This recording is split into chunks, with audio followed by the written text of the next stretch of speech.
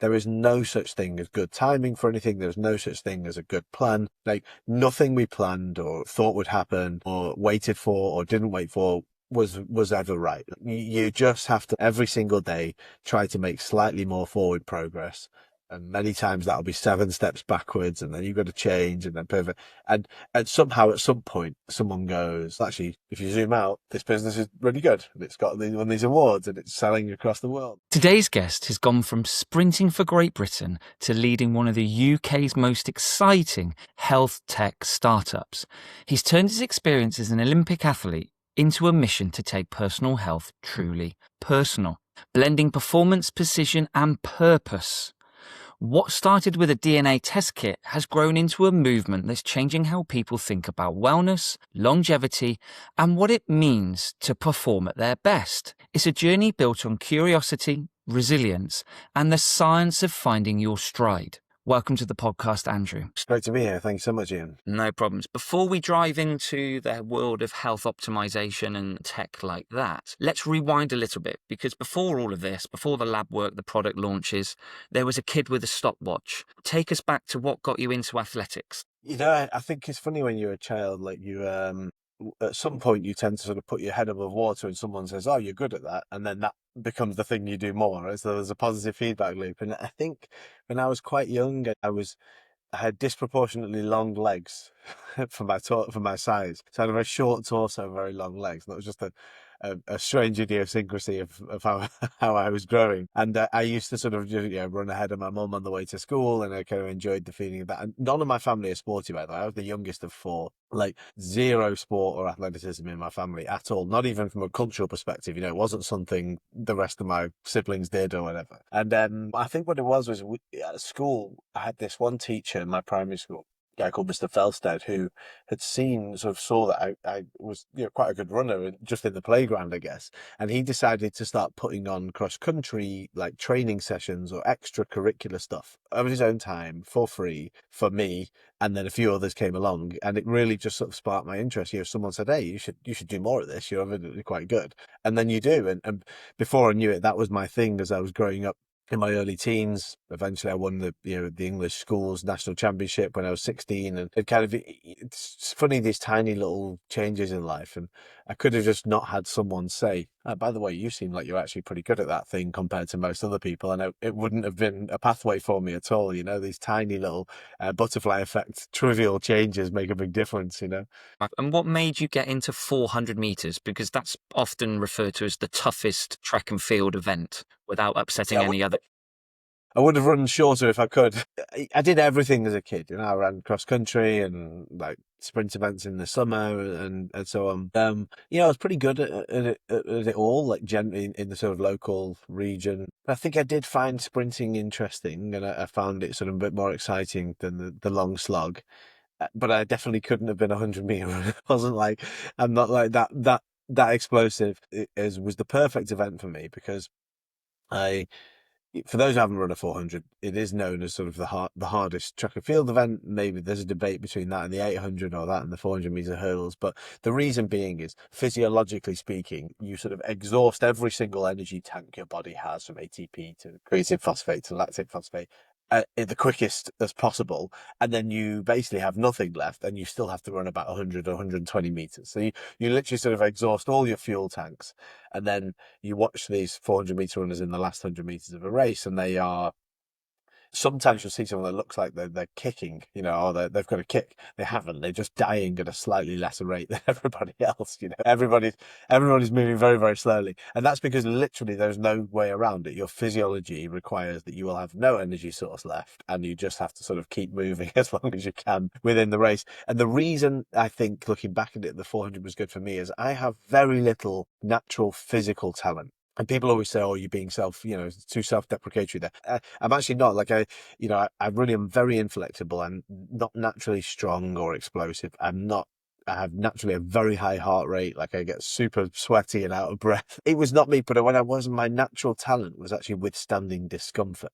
Like I was very good at just putting up with hard stuff and keeping going through it. And so the 400 was perfect for me. Just like run almost as fast as I can and like put up with the pain of training or put up with the pain of being in that race, slightly better than others. That's my theory as to why the 400 was the right event for me. I didn't choose it. It was just sort of, that was the one within the brackets of what I could do well. That was the event that fitted it most. Yeah. Sort of almost having a checklist. Can I explode for 100 meters? Wow, yeah, but not very good. Can I run a long slog? Yes, but I don't quite enjoy. Oh, there's this sort of Yeah, perfect exactly. Exactly. diagram with the events that sits in and go for Andrew just here. So it's nothing to do with keep up with your siblings on the way to school or anything like that. Nothing, nothing. I never, I mean, even when I was 16, I'd won the national championships in the 400 meters. And I remember being asked by my friends, "Oh, do you want to, is this what you want to do as a job?" And I'm like, no, it's not really, it's just not really in my plan. But before long, suddenly I was like, yeah, I'm 30 and I'd been to Olympic Games, and you know what I mean? So these things happen. But I think, yeah, as far as like athletic disciplines go, it was always probably going to end up being the 400 or the 800 meters for me that was like, would reward my ability for pain tolerance more than other events. And with every athletics moment or every sporting event, there's often a few moments that humble us early on, whether it's a race that's gone wrong or some brutal feedback from a coach. Is there something that you can reflect back on that still has a memory with you or resonance with you from those sort of early days? Probably too many to even list, you know. Like, I've, you know what, one thing I would say is that when I used to run cross country when I was very young, I used to get super nervous before I, like, really, really nervous, like almost so much so my parents never didn't want me to do it, but then I'd insist I wanted to do it, even though I was terrified of this. And I used to even be physically sick before the races because I was full of so much adrenaline as a kid. And now I'm a parent. I can't imagine like what that feels like. Seeing a kid literally make themselves physically sick from nerves, and then they're still doing it, and you can't persuade them not to do it. So, and I used to get like that. And I remember one year I decided I'm not getting nervous anymore. This is just pointless. I'm going to do it. And I'm going to be, excited, maybe slightly nervous, but I'm not getting scared of this stuff anymore. And I never was again. Obviously I got nervous for big events and stuff, but I was never like that before. It was never this sort of truly negative nerves and adrenaline around a race. And I think that was just from it was a self-realization. I think with all these things, it probably has to eventually come from yourself, but the self-realization comes from people around you peppering the thought that maybe you shouldn't do this. If you're going to do this, you got to enjoy it. What's the point? So probably my parents did a job there, which I don't really realize they did, in saying, listen, there's no point carrying on with this if it makes your life so unpleasant while you're doing this event. So I remember that, yeah, that's probably a big turning point because I always took that with me.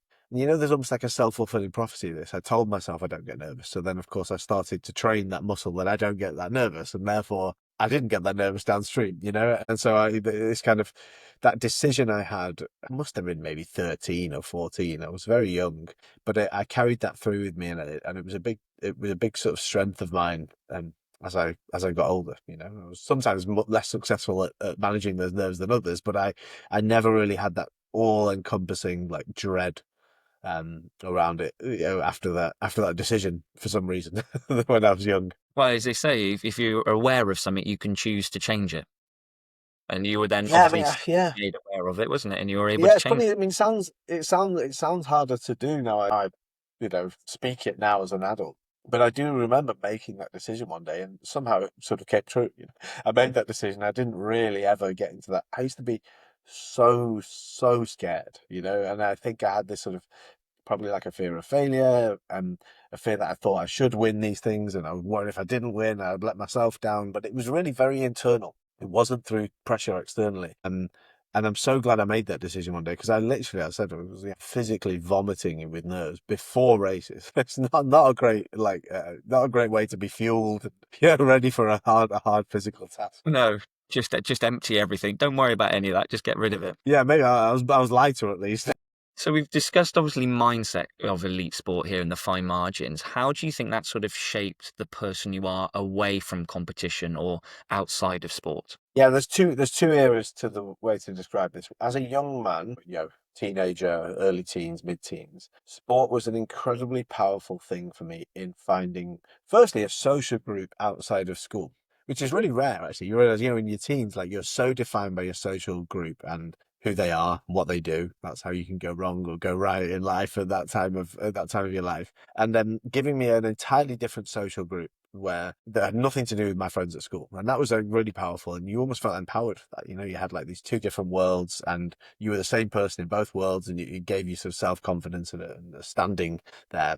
Secondly, of course, in being good at sport is a calling card that people know you by, and so it gives you an identity more than just are you funny or are you naughty or whatever you do at school. And so like I was very proud to have that, and it gave me confidence for sure. And I was, as I said, back when I was very nervous, I used to be very shy when I was sort of 12 or 13, and sometime around that sort of early teens, I think the sport and the achievements I did there just gave me confidence and dramatically probably improved my quality of life as a teenager because I had sport, and it let me travel, let me meet different types of people, interact with people that wouldn't have been at my school and vice versa, so that was really powerful. But then secondly, as I've gone into sort of the rest of my life, once you leave sport and maybe you find some success or you don't find some success in something else after sport, and you realize that what sport gave me was more than just some anecdotes about how I ran fast once or didn't run fast another time. The soft skills you gain from sport are often super in demand when it comes to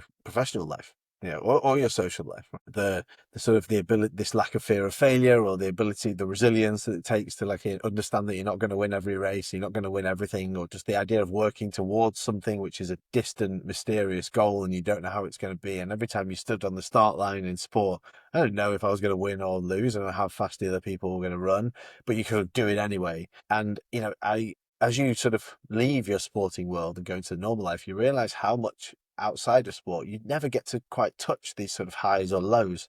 And therefore, when there is a challenge, you do have something big you've got to work towards, whether it's a job interview or a presentation or some other life event, your wedding speech, you almost like you haven't had experience of how to work towards something, deal with the nerves of doing it well, stand on the start line or the equivalent in that experience and say, I'm going to give it my best and I have no idea how this is going to go. You don't get the chance to experience that outside of sport. Sports, it was like a really safe testing environment to figure out how to deal with these sort of things. So I'm very thankful for like the character traits and the experiences that sport gave me, even though it was, extremely stressful at the time doing it. Yeah, but I'm happy I lived it that way. Yeah. And like you say, though, I think those soft skills are so, like you say, in demand and you learn them. Even if I look back at my sporting history, you're going to play teams in other parts of the country. You're traveling with people that are 5, 10, 15 years older than you in my sport that was hockey. So you have to actually learn to communicate in a different way, Yeah. and you get that sort of, I suppose, almost instant feedback, whereas you might have to wait until you do that wedding speech that might be 12 months, 18 months and go, oh, that wasn't very good. But say when you're practicing, you can go, oh, I can practice that start again. I can practice that shot again. I can practice running and losing my player when they're man marking me and stuff. So you can really develop, like you say, a lot of soft skills that, like you say, transferable into real life. This is a massive passion of mine. And I think if you, in building technology products, you have what you call a sandbox, somewhere where you can safely test something, right? And sport gives you that for your own character and the ability to deal with trauma or not trauma, because it is traumatic if you don't win, if you try to win something, but that lets you deal with real life trauma in the real world later. It's a real good practice, safe practice environment to do so. But to your point, Nate, thanks to sport, often it might be the only way young people interact with people who aren't like them. It's very hard to, if you don't do sport, how are you going to meet people from a different background, from a different environment, whether it's economically? I ended up interacting with people that went to Eton I never would have come across. I ended up interacting with people that lived in central London housing estates that I never would have known how to interact with or met in my life normally in Manchester. Yeah, and then internationally, and I had to turn up at different events and share a room with a Angolan shot putter and figure out how to find common ground. And I've never met this character, and this happened again and again, and it means that you sort of you do become a better human in terms of the way you know how to interact with the world thanks to sport. And I'm so thankful for that. But a big like belief of mine is that, and part of what I do with one of my strands of work today is an entity called Sport First, and this is to basically encourage and foster a spirit of entrepreneurship in ex-sports people. So as you go through your sporting career and then face this kind of horrendous, scary transition when you retire. Like, what on earth am I going to do? Who am I after my sporting career? And maybe you've been successful enough in your sporting career that you can kind of make the rest of your life defined by that, as a pundit in media, as a coach, whatever it is. But if you don't, if you aren't one of the sort of 0.01% that can make a living that way, you've suddenly got to turn up in an alien environment and define yourself and figure out who you are. So many times I think sports people end up going into kind of like a mid-level corporate job, like, oh, there's an equivalent of a graduate scheme at this bank or this property development firm.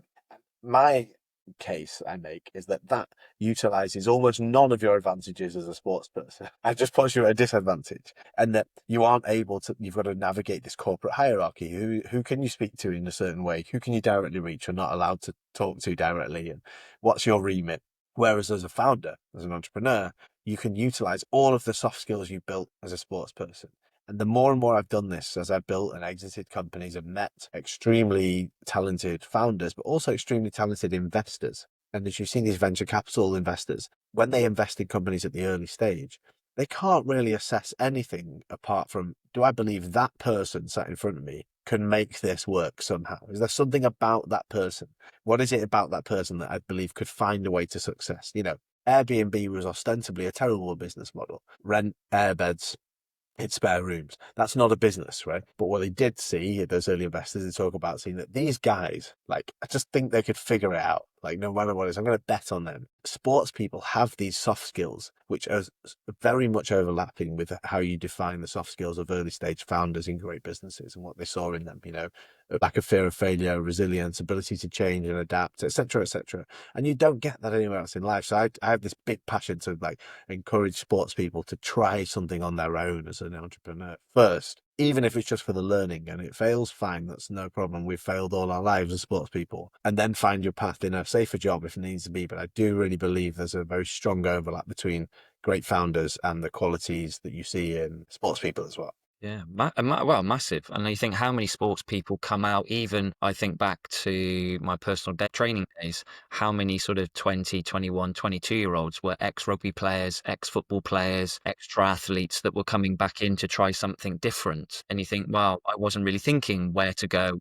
to do, just fell on this because I like sport and I'm in it. And you're thinking, well, actually, they gel with their clients a lot easier. They can go and talk and give presentation to bring in new revenue. So I can certainly see that. And then you obviously get ones that go, I saw this in sport. There's a missing gap. I think I can do this. And it's having that ability to trust themselves to go for it, isn't it? Or have the support from yourself or and the team around you to help them, isn't it? Yeah. I mean, something that's around physical exercise and training and even coaching and so on is quite an obvious allegory, right? Which is what you know as a sports person. But my point is, I think you could take exactly what you know as a sports person and do it in an adjacent industry, which is maybe nothing to do with the fact that you're really good at doing strength and conditioning, right?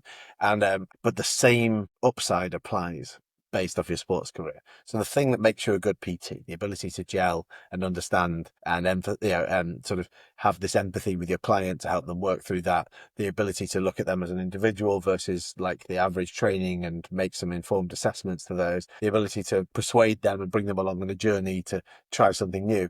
You could do that if you were starting a new type of freight shipping company, right? It still works and it still is the piece. You actually do find sport people make quite good salespeople, interestingly, in my experience. Like, they can get on a call and they doesn't sound like they're selling because they're able to sort of, for right or wrong, tie their identity to what they're doing for work. And because that's what you did as a sports person, your entire identity was defined by the quality of your work. So this kind of emotional investment in the quality of what you do and the belief in what you're doing becomes a really good sales pitch. So it's like there's a real allegory between like what make you a good sports person. You can apply that to almost any industry, and I think that's really, it's a really overlooked thing. Don't have to go just down the physical and nutrition path. You could go to something completely tangential to that, but actually the same skills you built from sport will make you or give you an advantage in that field too, is my opinion. Yeah. Also give you probably a different level of reward as well, not necessarily financial, but if you've already done the sports stuff, the highs and the lows, you can actually then see the highs and the lows in the business world. And probably sometimes all it takes is, like you said, your school teacher said, well, do you want to put on the cross country? It was you, and then a few more people came. If somebody comes to one of your seminars and listens to you talking about that, they might go, Andrew, actually, I've really, really fancied understanding how ratchet straps work. I think that would be a great business idea for whatever, I don't know, motorhomes or wild camping or something like that. And they're like, wow, I never thought of that. But they changed that industry for a legacy sort of idea, isn't it? Yeah, yeah, that's right. Yeah, I mean, and that's what all great entrepreneurship is. It's like somehow having the ability to see through the trees to find out that actually seems like a problem that perhaps you could solve in this tangential way that nobody's ever looked at before, right? Rather than just the way it's always been done. And that, yeah, that's everything about becoming a great, or at least giving you the spark to try and execute on a great entrepreneurial idea. So as you exited sports, let's go into a little bit of a different tangent now. There was a fascinating moment where it was a DNA swab in Arizona. Can you take us back to that moment when you were training?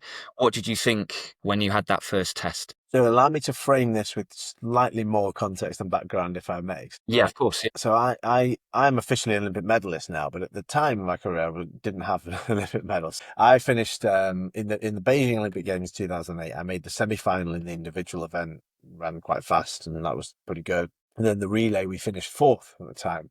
And I think at the time it was maybe the fastest time ever to not win a medal in the Olympic 4x400 meter relay. So it was all fine. I was young and I thought, well, I'm going to win a medal in 2012 in 4 years' time anyway, no problem. But 9 years later, after I'd retired from the sport, that meant that fourth place became a bronze medal because the Russian team were retrospectively disqualified for doping. So I sort of had this 9 years later, I became an Olympic medalist. And when people always say, oh, what a shame you missed out on the podium and the medal and stuff. And I'm actually really glad I did miss out on it at the time because it would have changed things for me. If I'd won that medal, I would have had slightly more funding, probably ran slightly better than I would have done over the next 4 or 5 years. And I maybe would have scraped onto the team for London 2012 and potentially even Rio 2016.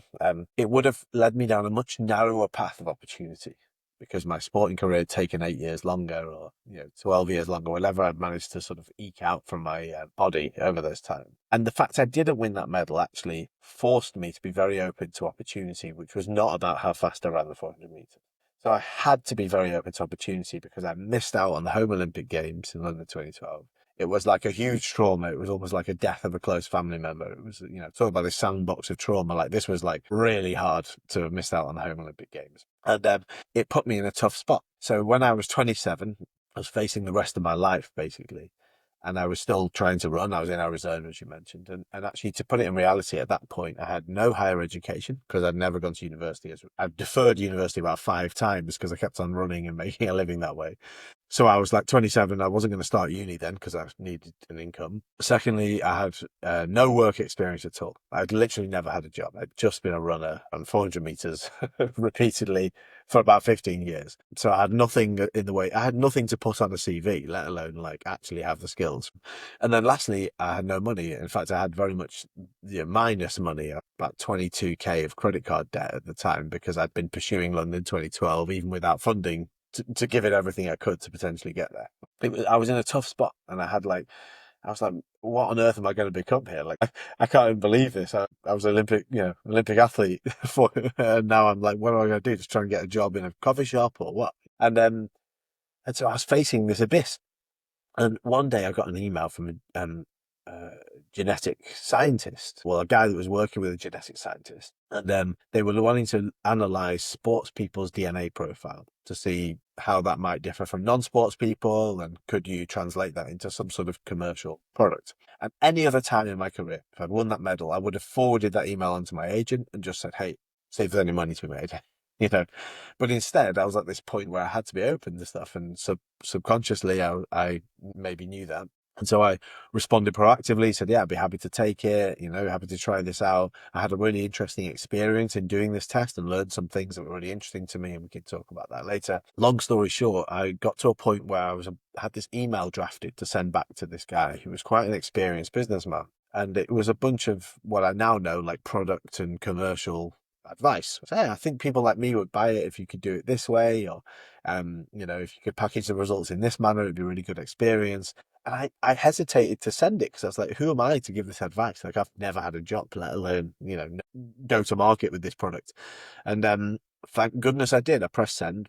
And that email started a chain of events which led to me co-founding a business called DNA Fit in 2013, um, which later on, we sold for 8 figures, and it kicked off a chain of events that led me all the way through actually to a NASDAQ IPO, $1 billion+. So it was a crazy change of fortune, thanks to me sending that email. Which is I'm so glad I did, and I still have that email today. So crazy turn of events, and somewhere along the way, I got awarded the Olympic medal anyway. So it kind of worked out best of both worlds in the long run. Oh, it's just the icing on top of the cake then, really. But then Yeah, that yeah, comes, that was good. Then I could say it anyway. It was great. yeah. I did all this and now I've got this to say I should have done that. But then, like you said at the very beginning, it was that butterfly moment. If you'd had that, you'd gone for another 15 years or eked it out. Actually, you butterflied off of that and you had that sandbox experience of, if I don't say this, I won't know the answer, like you say, or I think I need to do this. But if I tell myself I'm not going to be sick, you've got that experience. So then you can see why you want to help other athletes or sports people transition into the business world with that. But if we go back to your DNA Fit days, what was some of the sort of toughest lessons as a first-time founder that you found, obviously with no work experience, going into sort of the corporate founder world? Well, I mean, within like 3 weeks of starting this job, if you will, this journey, I remember I stood in front of the entire medical team of Fulham Football Club, who were in the Premiership at the time, effectively telling a bunch of medical professionals of the role that genomics played in injury risk and nutrition. And I had no idea about this stuff. And what I've realized over time is I'm very good at assimilating sort of science into a surface level knowledge. I need some real scientists behind me, but I'm quite good at being the in between from the scientist to sort of the user or the consumer. And that was the first. And I remember being, that was like crazy, because I thought, what am I? Yeah, I'm going. My business partner would say, "Yeah, you go and do the presentation because you're a sports person." So yeah, right, sure. And then basically, you do this lecture on the role of genetic variants and how they might affect, collagen elasticity, Achilles tendon. I had no scientific background, no degree of any sort. I just thought, what on earth am I doing here? But since I remember, I've spoken to many of those people over the years since, and I've said they had no idea that I had no clue. So I was good at blacking it basically in the early days, but. I think, really, when you look back at it, you realize like there is no such thing as good timing for anything. There's no such thing as a good plan. Like nothing we planned or thought would happen or waited for or didn't wait for was ever right. Like you just have to, like, every single day try to make slightly more forward progress. And many times that'll be 7 steps backwards, and then you've got to change, and then pivot. And somehow at some point someone goes, actually, if you zoom out, this business is really good, and it's got one of these awards, and it's selling across the world, and so on.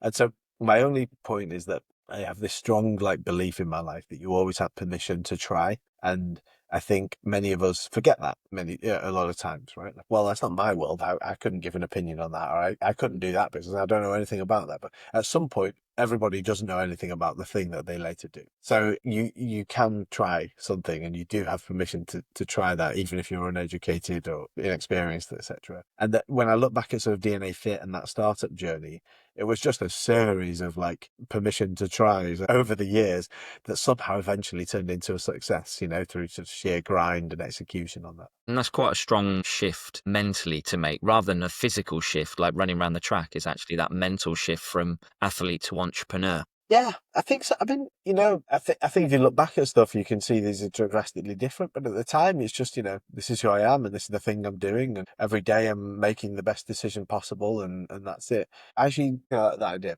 I think when you look at other people, other industries, let's say even you looked at politics, government, and you tend to think that by the time you reach these top levels, there's all this sort of extremely well informed, thought through racism. And the higher and higher you go up in any industry, whether it's in sport, in business, in politics, whatever, you realize everyone's kind of just making their best informed guess at the time they can make it. And sometimes it works, sometimes it doesn't. And it's often really not that complex. And so, I remember before I'd even, started business, thinking, businessmen, business guys, they like think in a different way. And of course they're not. Everyone's just making their best informed opinion at some point. Yeah, should we try this? Yeah, okay, let's try this. And I think there's some signals that maybe tell me that's a good idea, or I've just got an instinct. And it's so much the higher up you go, and you interact with billionaires, And it's the same, it's no different. They just, there's a slightly more informed level. There's more people around you, but there isn't this kind of like mysterious, sinister, like really well informed, data led thing. A lot of times it's just what you currently think now, but maybe with slightly more experience or slightly more resource. And it's so I do this concept of like you do have permission to try this thing and to have a go at this. It actually rings true no matter how high you go. Yeah. Maybe there's a tier of life that I've not reached, and it suddenly becomes really well informed and, clarified, but I haven't seen it yet. Well, I said that when you're a parent, I'm a parent, and my wife was ever so worried when we had our first child about doing this right and researching this and reading this. I was just like, if it happens at 2 o'clock in the morning and we deem that holding the child for 10, 15 minutes to soothe them, but then 3 days later you read something that it's actually going to change their personality, we're a bad parent. But at that moment in the time, we were doing the best that we could with the resources that we knew we needed to do. Was our child is crying, middle of the night, let's soothe them and put them back to sleep. It's sort of giving you permission to do it rather than thinking, quickly, let's find this, let's look for this and everything like that, really, isn't it? Yeah, I mean, there's nothing. What's that Mike Tyson for? Everyone thinks they have a plan until they get punched in the face. I mean, everyone thinks they have a plan until they actually have kids. I remember all the sort of ways you think about. Oh, this is the type of parent I'll be before you have children. I'll just bring my children with me. They'll just come along. It's very different when you get to the midst of it. You're talking to a parent who like, oh, we've never, managed to get our children to sleep in their own bed like at all. So you will make the decision you make at the time, and there's almost nothing you can do about it. That's it. And Yeah. sometimes it's the path of least resistance when it's a parent and it's 9 o'clock at night or 2 o'clock in the Yeah. morning. Path Yeah. of Yeah. least For resistance. sure. This is how we go, and we need to go on. I would But if say we not can, even sometimes, or almost every time. if we then come back into a little bit of that career, there was a pivotal moment when the pandemic came, and you obviously running a health tech company, and then you ended up landing a Premier League testing project. How did that come about, and how did you pivot, and what did those first few Yeah. weeks look like behind the scenes? So yeah, just it's funny in the year sort of running up to COVID, we'd become quite a broad health technology business. The company called Prenetics, and we had still had DNA Fit as a product. We had some other products in the consumer space, but we also had um, more or less our own lab, and we had contracts with some big clinical providers, big names in the sort of clinical and health insurance space. And so we already had a demand for kind of non-wellness type health stuff. So whether that's infectious disease analysis, whether that's products that supported like sample collectors going out to different places. And interestingly, we were our group CEO in our sort of headquarters for the whole global business were in Hong Kong. And so we got a little bit of an early warning about this thing.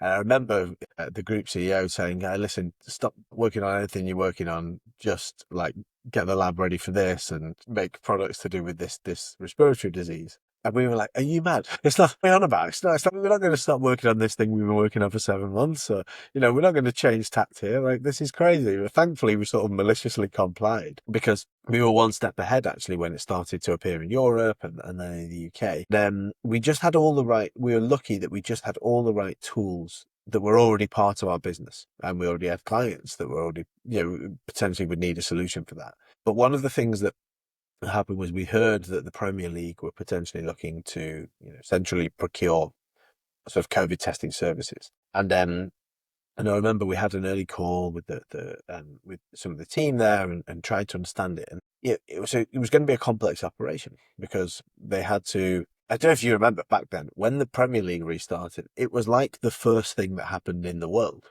other than people were dying. No, there was nothing else was happening. There was no other events. There was nothing else. And politicians clearly saw that. Can we give people football? Can we get football back? That'll be a big win.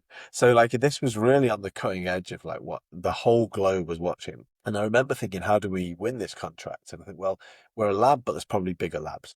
We can make apps, but there's probably better like app developers. We've got sample collectors and nurses, but there's probably bigger suppliers of that. And so what we did in this kind of permission to try thing, we sort of put our finger in the air and said, why don't we just say we'll do it all? We'll say we'll do it. We'll build the structures that take the testing. arrange the virologists and the clinical governance and the medical support. We'll do the sample collecting. We'll put the staff at the stadiums to control access. We'll build the app which ties this all together to check the test. So we wrote this and we spent, a week sort of not sleeping, making this proposal. And then they said yes. We were like, oh, now how are we actually going to do this now, right? How on earth are we going to survive? And so it was an amazing time really, because we had this whole company and we did 6 days a week, twice daily, whole company calls at 9 a.m. and 9 p.m. And we had to make progress every 12 hours towards this thing. You think about, on a 9 p.m. call, you come up with a new action. It had to be done by 9 a.m. the next day. And we all just aligned behind this thing. And it was almost like a war effort, like the motivation was super strong. And amazingly, we did it. And it was very, very hard to build testing structures at 46 different sites, build an app that could automatically scan a QR code that was linked to an individual to check if they'd been tested in the window, run the lab tests, etc. Tons of horrendous war stories that went wrong or things that went almost wrong along the way. But amazingly, it was a really rewarding piece of work because, one, I loved being closer to sport. Secondly, it had real impact, I remember realizing the impacts once is that we were very clear on that this was going to be, we were going to be very transparent about all the results as part of the, reporting to the government, to the health services, to everything else, right? And then to the press. And I remember one night the first night to report the results and sitting at my kitchen table, like a young baby going crazy over something and trying to sift through all this data of anonymized results to make sure I reported correctly the amount of positives or not positives or failed tests, etc. And I wrote this email to the client and I wrote this narrative and I pressed send. And I kid you not, about 6 minutes later, that exact text was on every single news outlet in the world. Like my Twitter feed was like Sky News, Global News, like Australia. It was everywhere. And I realized, well, this is high stakes. This is because it was literally the only thing happening in the rest of the world other than death counts. That was it. I don't even remember the news. It was just like, how many people died today? P.S. There was 3 positives in the Premier League. And it was like that was how intense it was. But it was an amazing project and incredibly well run by the Premier League. Hopefully we did a good job in supporting that. And I almost like miss the high stakes of it when I think back to it now, I didn't miss it at the time. I wanted the stress-free life, but looking back at it, it was a very rewarding project. And again, you can link back to your sporting days or even that young 13, 14-year-old boy vomiting on the side. If you hadn't have had that sandbox testing area, you might have gone off and not been able to have sort of, I suppose, demonstrated a masterclass of resilience in adapting to that pressure. Almost certainly, right? Yeah, I mean, I've never joined the dots at the time, but yes, you're almost certainly right. The resilience it took to handle, being shouted at by a manager whose player wasn't allowed to be in the game or whatever, right?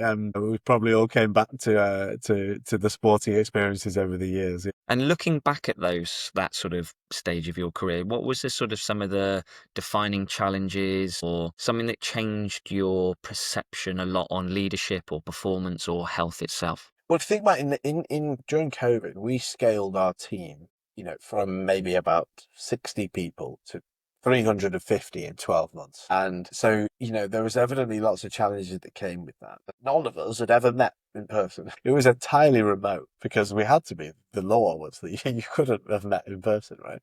And nowadays I follow this interestingly as a founder now in the sort of post-COVID world, and there's companies that have in-office mandates or semi-in-office mandates. And I think back to, I can be really worried about do we have a good culture at this business? And culture is a massive success factor in businesses. A good culture, you can align people around a common mission and they'll work really well and hard and care about the outcome of their products. And I used to get quite paranoid about that.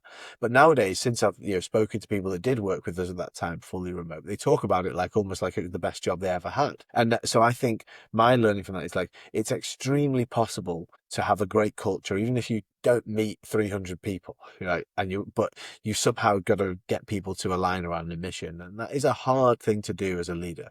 It's a very, very hard thing to do. You have to genuinely care about that mission yourself. You almost do a sales job of pitching that mission to everybody on your team. And I think they can often be overlooked, like leaders that, well, I pay these people, they should do the work. That's the opposite of what would work, A working environment is a lot more than just the transaction of my time for your money. It has to be something deeper. And if you can find the people that are good at aligning with that deeper purpose of what they do, you should reward them financially, but they will also reward you with incredible quality of work, which is why I love employing sports people as well, because they have the emotional investment in the quality of their work that comes from our sort of brainwashed past of like our day jobs are define who we are. Right? So it makes them great team members as well. Yeah. Brilliant. And if we pivot a little bit, obviously, and we come into your present day and talk about Stride and what's sort of your next mission. I've actually used Stride myself. I saw the DNA. I've had my DNA test, and then I've gone into Stride One and looking forward to the results there. For me, it just makes sense to know what your genetics are and then trying to adapt upstream to prevent something downstream. For people who might not have heard of Stride, how would you describe it to them and why is it different to other things that are out there? Yes, I think the best way of describing this is like back when I was an athlete, no one would have believed me if I'd said that everyday people will track their heart rate variability and their sleep stages and their strain score and all these niche biometrics that nowadays we consider completely normal consumer behavior to wear. If you wear Whoop or Aura, you love to track this stuff. They are almost like a second order effects, generally speaking, of something going on internally. And so what we're doing at Stride is we want to make tracking your internal biomarkers, your biology, as common as your wearable data. And we do that by basically a sort of diagnostics-led preventative health membership. And this has come from my past, right? I used to have a DNA test, and then we had a separate product which was a blood test, and we thought about having a separate product which was a microbiome test.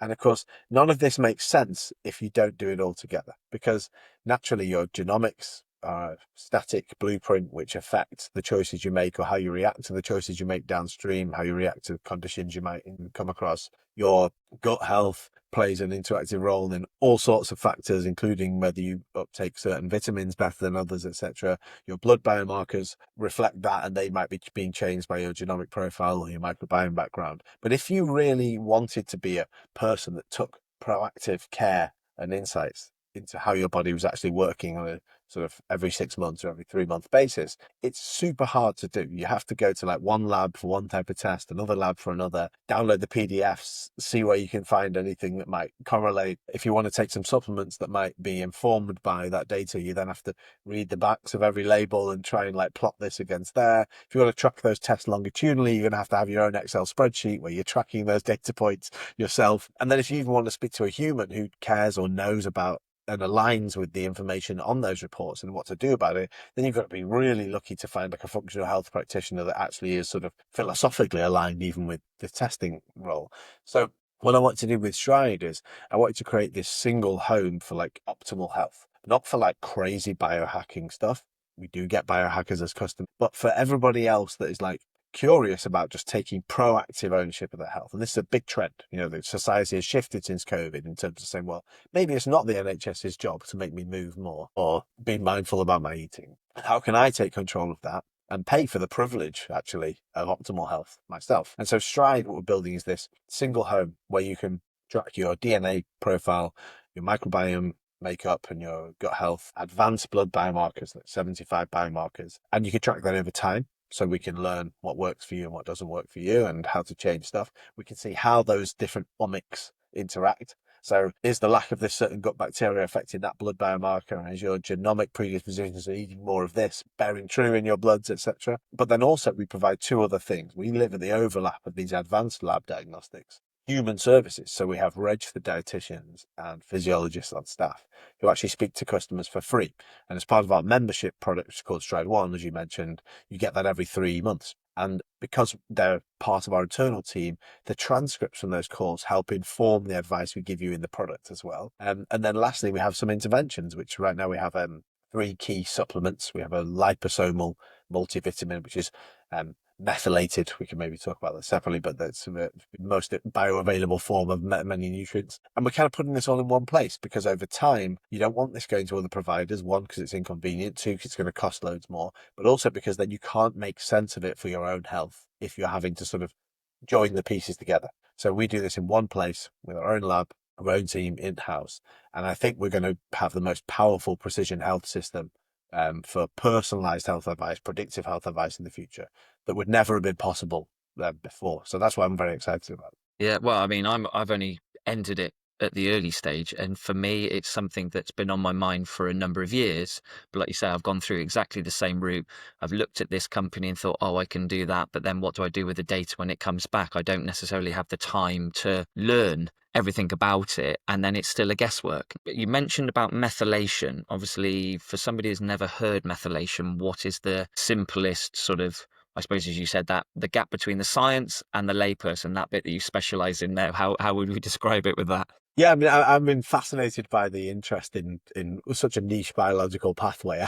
Actually, we used to have people ask us about this in the early days of DNA Fit as well, and I don't think we ever quite sort of thought of the downstream effects of this. But effectively, methylation happens billions of times every second in every cell. This is just a biological process. From a consumer perspective, the part of this which is sort of reached a kind of understanding is if we look at some of the B group vitamins, almost 40% or so of people have genetic variants which may make them, not prevent them, but may make them very inefficient at methylating certain nutrients. And what that means is transforming that nutrient from the form you would generally get it in a supplement into the form that your body actually needs to perform its internal biological processes. So a very common one is the MTHFR gene, and that's often talked about with folic acid or folate. So terminology has shifted over the years. Folic acid doesn't actually always mean the synthetic form of this, but it's sort of come to mean that recently. Is that in some people, or quite a lot of people actually, from that distribution across the population of 40 something percent, if they take in the synthetic form of folic acid, which is mostly common in supplements. Most supplements are not the pre-methylated form of folate. They're not the natural form. Not only do you not absorb that, so you don't get the benefits of taking that. And there's a lot of roles where you get advised this. Fertility, for example, you get advised to take folic acid. But you also can have some negative effects from the downstream effects of not being able to efficiently methylate this internally. So you can't know this unless you test for it. Right? So, I mean, the very simple intervention is take a supplement which has methylated folate. There's no crazy rocket science to the outcome. But so much of health is about these small, actually simple things compounding and being cumulatively effective. So there's not just methylation, there's tons of other biomarkers that may have such a similar sort of downstream effect if you do that consistently well over time, which is why we like to track everything. We have part of our testing looks at these methylation pathways. That's very popular, but there are gut bacteria that could do the same. If you have none of that gut bacteria, you're going to have much bigger outcomes than not understanding a methylation pathway. There are blood biomarkers which you're not going to know are out of range unless you test for them, unless you see symptoms like very far downstream and it's also too late. So that's where you have to look at the whole picture. But methylation has been a very hot topic recently. I would encourage people to think about it as an important factor, but it's not the only one. There's many other and perhaps more important factors that you could look at in your biomarkers too. So that's why we're so keen on this kind of holistic view across all these omics, DNA, microbiome, and bloods at the same time. And then I suppose it's that I think it's a Venn diagram where they all meet in the middle, that you've got three different sectors or three different points. A bit like in sport, you get coaching, both verbal, physical teaching points, and then you got application. You're not just going, I think it's done like this and I think I'm doing the technique right. It's actually the more data points you have, the better story you can create from it, or the better trends you can see in the body. Yeah, that's right. Imagine what we do at Stride. Imagine I was trying to go and get like a publicly funded research project for that. You say, hey, I want to get 500,000 people who get every 6 months give me all these different samples of their biology, and I want to make targeted supplements which we know and make them ourselves so we know the form and the dosage, and I want to give them quarterly human health practitioner coaching. Now, you'd be the most ambitious study you'd ever heard of. And so that's why I'm such a big believer in the power of consumer health. So I think you can't change population health from the top down. An NHS policy change or some directive will have an effect, but it's not going to change behavior. You have to change behavior from the consumer level. And I believe preventative health is akin to a consumer product. It's like a type of clothing or fashion or it's a consumer product you're selling and changing people's behavior. It's not a health product. And that's what I'm really interested in doing, making the brand of Stride, and any brand that's working in this space, it has to be aspirational, it has to be cool, it has to be exciting. That's the only thing which will actually change our societal health, if we can have a mass of people that make this a lifestyle choice. In the same way wearables have become commonplace, right? The genius of sort of the new era of wearables, Whoop and Aura, is that they didn't make this like a hardware purchase. They made it you join this service. And the hardware is just happens to be the mechanism by which we give you that. It's a lifestyle choice. It's a signal to yourself and to others around you about what you care about. And we want to do the same for labs, basically. And that's that's where the human piece is essential. That's where the intervention piece and supplementation is essential to make the most of that too.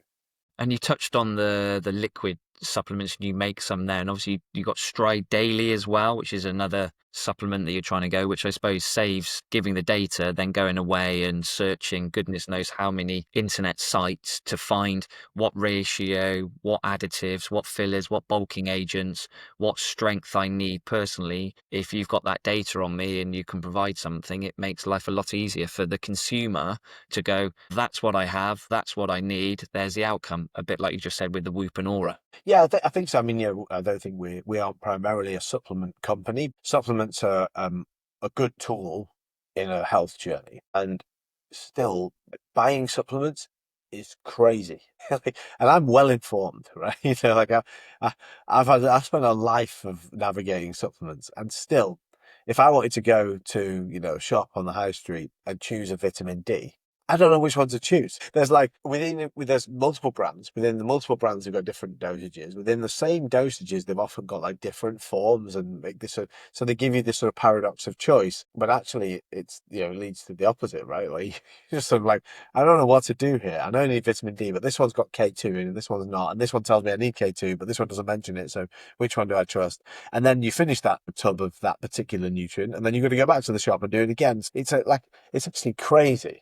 And I think that was why, like something like AG1, Athletic Greens, had eventually reached such traction because it was like, listen, this will cover it. This will cover most stuff. It's not going to be perfect. It will cover most stuff. Bugbear with that is the dosages and how it actually does so is, I think, are very overblown. But so what we wanted to do with Stride was first off create a bunch of liposomal nutrients, and this is a word which not many people would have heard of. It's a mechanism by which you can encase these nutrients in liposomes, and liposomes can pass through the gut barrier very efficiently, so you can absorb more of that nutrient. So the bioavailability of supplements is a big factor, and it's not necessarily known. Low quality supplements can have bioavailability as low as 10%. So 90% of what you took in is not really getting absorbed and is just pointless, right?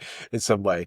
Liposomals are very hard to manufacture. We found that out. They're very expensive to manufacture, but we had to do so because people that join our ecosystem are going to see if the supplement works or not, because they're going to test that blood biomarker. If their vitamin D is low and they take our nutrients, they want to see that vitamin D come back. So we had to go for the highest quality. And so we worked on this liposomal basis. And that's quite unique. Very hard to find a liposomal multivitamin on the market. And of course, we can be informed by your lab results as well, which is even better. So that's what we've taken that approach with the supplements, to make them as bioavailable as possible and methylated where necessary too. So if you do have these genetic variants that could harm that absorption, then you can use those in the best way possible. So yeah, it's a really good quality product, and quite excited about trying to scale that in the future. Which is brilliant. And if somebody that starts the DNA test with yourself, I'd imagine there's lots of aha moments. And do you think there's an increasing awareness of people now having like the wearable text? The next level is, let's have a look at the inside of my body. Let's see what's going on. And that's a bigger motivation for people's long-term health habits. Yeah, I mean, I think it's not only it's a big motivation, but it's also the more impactful thing you can do. I think the wearable stuff is amazing and it will continue to be so.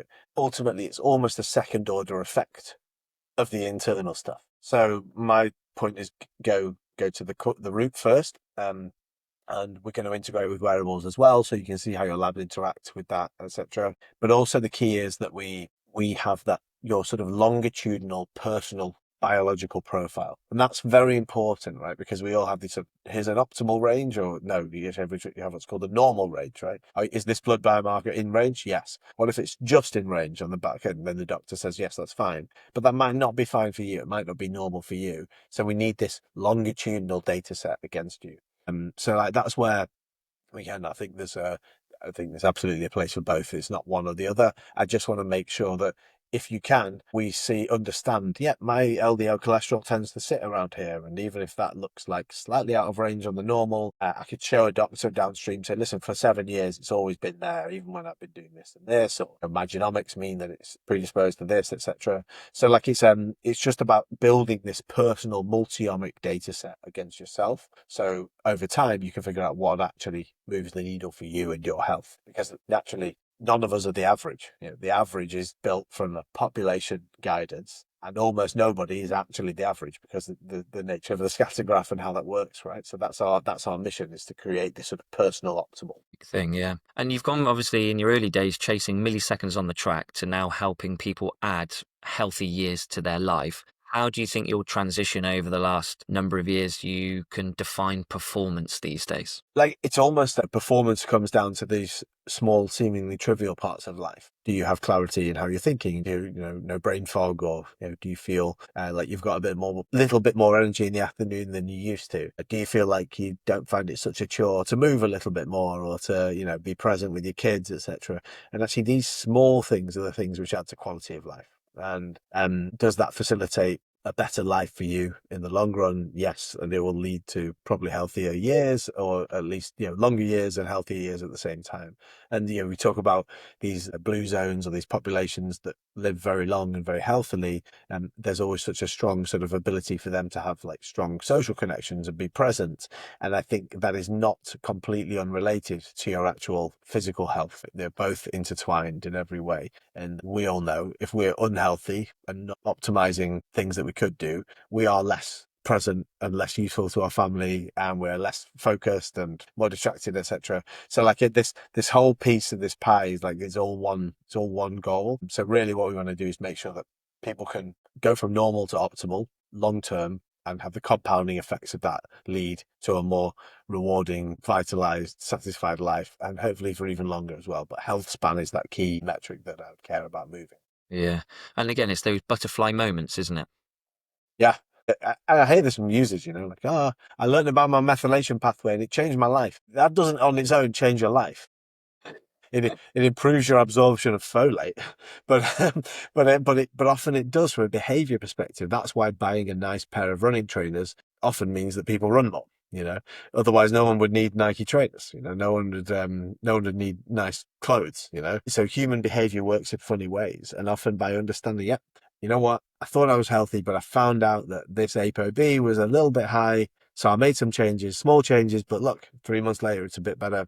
3 months after that, it's a bit more, and that just keeps going. And then before you know it, they're super into moving, and it's like a passion of theirs that they keep their health and so on. So you often need this little spark, this little data set to just make a big change, but the change isn't immediate. It's years down the line. And I've just seen it time and time again over the last 12 years running businesses in this space. The simple view of this would say, you don't need any of this data, you just need to move more. And it's true, but very seldom do people actually do that. So we need to make that journey exciting and give them data to hook their decisions on. And that's where we come in. Yeah. It's almost, I'd imagine, like if we were calling it, you've got the traditional way. It's almost like with current medicine and pathways and health and wellness that we see, it's almost like we can describe it. It's a new third way of healthcare. That's sort of proactive wellness mixed in with a little bit of traditional medicine, perhaps. But what does the future look like, and where do you think Stride would fit in? Is it a forerunner in terms of it's carving the way in the sandbox testing area, like you were saying, and giving permission for people to fail? Yeah, I mean, I think where I see this is like, preventative health is not something that the NHS should be responsible for, or your nationalised health service wherever you live, right? Your government can't make you move more or think about eating, right? It's just not. It's not for them. It was never set up for that. It's there to help you when you're in need. But like, crazy percentage of cost, I don't know what the percentage is. It's definitely well over 50% of the NHS cost is actually treating these chronic diseases. And I think 75% of deaths worldwide can actually be attributed to chronic disease, which is bad news, but it's also good news because it means we can do something about it. So the biggest impact we can have is doing something about people's behavior, right? And where I see Stride is, I would love this to be this complementary layer to health systems. People paying for Or maybe then we find a way to validate this in a clinical setting that means insurers or employers or even forward-thinking governments are able to subsidize or pay for this on behalf of users, to say people that do stride or something similar to stride and track these biomarkers proactively do see less incidence, even when we control for already healthy populations, of diabetes, of obesity, of cardiovascular disease, etc. downstream. And it's a win-win for everybody. That's the goal for this. First, we need to acquire users and we need to demonstrate how to change those people's lives and keep them healthy. So it's a long journey. I'm in this for the long run, but I do think there is a role, there is a place in our society that something on the consumer end of the spectrum will actually change the system end of the spectrum, for the greater good, right? For population health downstream, to start on an individual consumer basis. Well, I always like the word with when you say chronic disease, it's dis-ease. The body is at dis-ease with itself, which if you were saying if somebody is thinking they're taking a folic acid supplement, but they're only absorbing less than 10%, but now they take something that is methylated or bioavailable for them, that adds a little bit of energy to their system or a little bit of focus. And that longevity cycle, like you said, those little markers, the compound bit, okay, they might say it's changed my life, but actually it probably has changed their life, but not in the way that they think it's that sole thing. It's just given them a little bit more capacity and less dis-ease with their body to be able to have that longevity. Sometimes the smallest spark just triggers a chain of events that means you do the sensible, easy stuff as well, right? Which you couldn't Yeah. motivate yourself to do. And I think, yeah, wearables have the same effect, right? You know, on the surface level, on a purely academic basis, of course it doesn't change anything. It's just telling you stuff. If it's happening already, but of course it does, because then you're like, well, you know what? I've got this thing and I want to see if I could gamify myself to improving that by tomorrow or next week, etc. And the same with your labs. And it's very impactful. I just heard this hundreds of times from consumers in the various businesses been over the years. Like, oh yeah, I did that test first and I was, and then it made me do this. And so like, I think often from an academic perspective, we get lost in how messy human behavior actually is. As I said, first thing you do, if you're overweight and sedentary and you signed up to a marathon, what's the first thing you do? You buy a nice pair of trainers. You don't be like, you know what, I'm not fast enough yet to do this, to go do 5K in my Converse, right? You buy a good pair of trainers and you arguably don't need them yet, but actually you're not going to motivate yourself to start without like some sort of signal in that way. And I think measuring this stuff, even when you're already healthy, is probably one of a similar mindset. Well, it's drawing a line in your own sandbox. This is Yeah. where we are, and this is where we progress, isn't it? And it's I giving you didn't expect to use the word sandbox so much in this podcast. no, I just Yeah, realised as well. yeah, I was yeah, like, use but you're that, it's right. good. But it brings a lot of things to it. And if we now zoom out a little bit and sort of reflect on your journey and sort of some of the lessons that you would have learnt, what do you think is often the biggest setback that you've had, and what sort of that taught you in those moments about yourself, perhaps? By far the biggest setback I've ever had was not making the home Olympic Games. There's no two ways around it. I can't describe just how traumatic that was for me. I expected to be winning a medal at the home Olympic Games and I didn't even make the team. I'd been defined, any of us that were in sport, for 7 years since we were awarded the 2012 Games. Every single waking moment, somebody would ask you, oh, you're going to be in the Olympics. The moment they heard you were sport, you're going to be in the Olympics, you're going to be in 2012. To not even make the team was a real crisis of identity for me. I can't overstate that enough. And that was by far the hardest thing because it forced me to find a new path and a new identity and figure out how to come to terms with the fact I failed in the biggest possible way on this massive task that I'd set myself. And so, yeah, that was an extremely formative experience. Like everything, sort of constraints and trauma often breed innovation, and glad to have experienced that type of loss, if you will. Because I've experienced other losses since, and they have been nowhere near as intense as that, something I'd spent 7 years working towards. So no, that was by far the biggest turning event in my life. I'm actually thankful for it, in the long run. Although I do wish I had been able to still compete. I could be all philosophical about it, but it would have been good to have been there, mate. Yeah, wicked, yeah. In the end, a few of my friends, won, and I sort of lived a sort of secondhand positive experience of the games. So, but it would have been really nice to have been part of it too. And what's one myth you wished more people understood about success or resilience? I guess coming back to this permission to try, there's a tendency to think that anybody who's doing something well has like this vast experience or they're qualified for it. And The reality is nobody's qualified for anything when they first start. There's an incredible book by a guy called Milan Kundera called The Incredible Lightness of Being. And he talks in this concept in that book of like, everybody's doing everything for the first time ever. Even if you've done it before, it's the first time you've done it the second time, And so like, and I felt that way every time I raced. I was like, oh, I've done a million of these 400-meter races, but I've never done this race with all these other conditions. And so like just that idea of the permission to try, like there will never be a good time. Nothing will ever be aligned or perfect. And normally if things do align and it seems perfect, then that's when it goes wrong. So I love this idea of just putting one foot in front of the other wherever you can at all stages with the best information you have. And that's probably, the path to, if not like an externally validated success, but at least the path to sort of satisfaction with where you've gotten to yourself. And I can't claim to have reached, crazy amounts of success compared to many, many others, but I am sort of satisfied with like, yeah, I gave some things a go and some things I achieved and some things I didn't. And I think that's a sort of healthy way to look at it, hopefully, over time.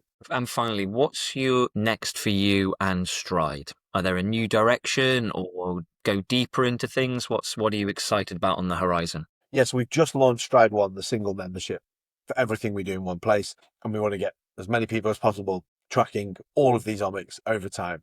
And that's the key driver for us, is how do we grow that membership base? And then from that, the thing we've got to do then is go deeper.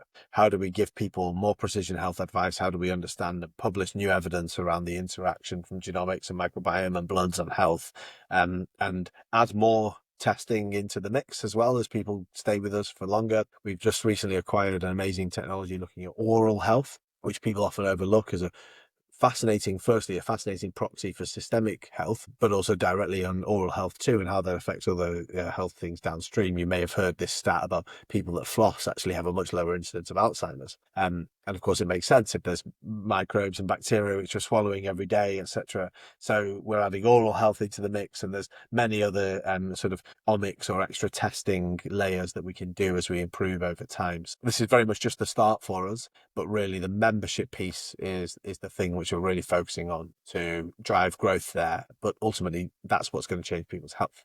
And I think the winner in this industry of sort of lab testing, diagnostics, memberships, etc., is going to be the person that actually improves people's health downstream, doesn't just win on acquiring customers in the short term. So that's what we're really focused on. And what started as a single DNA test has grown into a movement that's changing how we think about health, longevity, and the choices we make today that help shape us tomorrow. Andrew, your story is proof that pursuit of performance never really ends, it just evolves. And because sometimes the biggest wins don't happen on the track, they happen when we learn to find our stride. Thank you very much for coming on the podcast today. I've really thoroughly enjoyed it.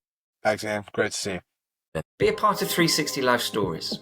Subscribe and join our emailing list to get exclusive insights, episode highlights, and behind-the-scenes stories straight to your inbox.